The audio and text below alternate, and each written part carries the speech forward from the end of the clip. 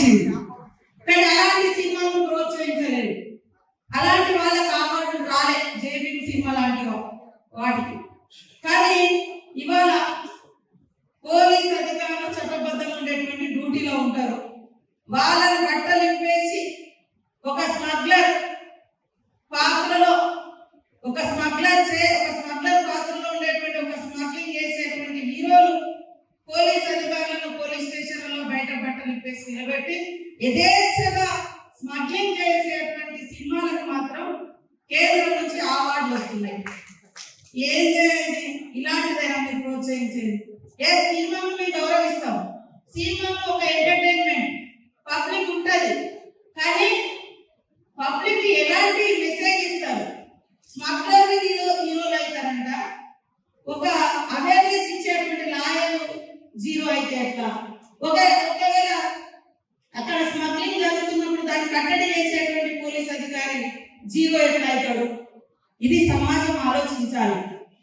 కాబట్టి cinema యాక్టర్లైనా, cinema producers అయినా, డైరెక్టర్లు అయినా ఈ సమాజాన్ని ఒక ఉన్నతమైనటువంటి సన్మార్గంలో తీసుకెళ్లేటువంటి లక్షణాలు, ఇతరుల గురించి తప్పించేటువంటి భావాన్ని, ఇతరులకు హెల్ప్ చేసే భావాన్ని, ఇతరుల గౌరవాన్ని కాపాడే విధంగా సినిమా తీస్తే సమాజం ఇంకా సన్మార్గంలో నడుస్తుంది.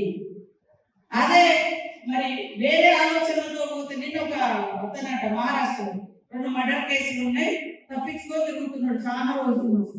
ఎక్కడ దొరికిందంటే మరి ఈ సినిమా హాల్ పుష్ప 2 సినిమా చూసుకుంటూ దొరికింది. అంటే వాళ్ళకు అది ఏ రకమైన ఇంకా నేరాలు పెరగడానికి కూడా ఒక మెసేజ్ పోయేటువంటి అవకాశాలు ఉంటాయి. మేము తప్పు పడతలేము. కానీ చట్టబద్ధంగా ఉండేటువంటి అధికార వ్యవస్థను, రాజ్యాంగం ఇచ్చినటువంటి అధికారిక వ్యవస్థను గౌరవించాలి. అలాంటి మెసేజ్ ఖచ్చితంగా ప్రతి ప్రొడ్యూసర్, యాక్ట్ చేసేటువంటి యాక్టర్లు అది ఫాలో కావాల్సిన అవసరం ఉంది. కాబట్టి ఈరోజు సమాజం యొక్క ఉన్నతి మనందరి ఉన్నతి, మన పిల్లల భవిష్యత్తే మనందరి భవిష్యత్తు. పిల్లల్ని సన్మార్గంలో నడిపించాలి.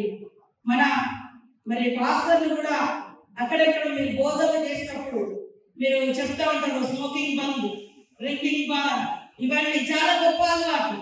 వాస్తవానికి తాగొద్దు, చుట్టూ తాగితే హెల్త్ పాడవుతుంది, వీరు బ్రాండ్ తాగొద్దు, ఇవన్నీ ఇలాంటి లక్షణాలు చెప్తుంటారు. అట్లనే యువతకు కూడా మీ చర్చలకు వచ్చేటువంటి వాళ్ళకు ఇలాంటి సన్మార్గమైనటువంటి విద్యార్థులు లాంటి మంచి మానవతా దృక్పథంలో ఉన్నటువంటి లక్షణాలను నేర్పించాలి. అది చర్చలలో జరగాలి, అది మసీదులలో జరగాలి, అది గుళ్ళల్లో జరగాలి, గోపురాలలో జరగాలి. ప్రతి చోట జరిగినప్పుడు ఈ సమాజంలో ఎలాంటి డిస్టర్బెన్స్ లేకుండా స్వేచ్ఛగా మన గడ్డ మీద మనం తలెత్తుకొని తిరుగుతాం. ఇవాళ ఒక అమ్మాయి బయటకు వచ్చి ఇంటికి పోవాలంటే రాత్రి అయిందంటే భయపడే పరిస్థితి ఎందుకు?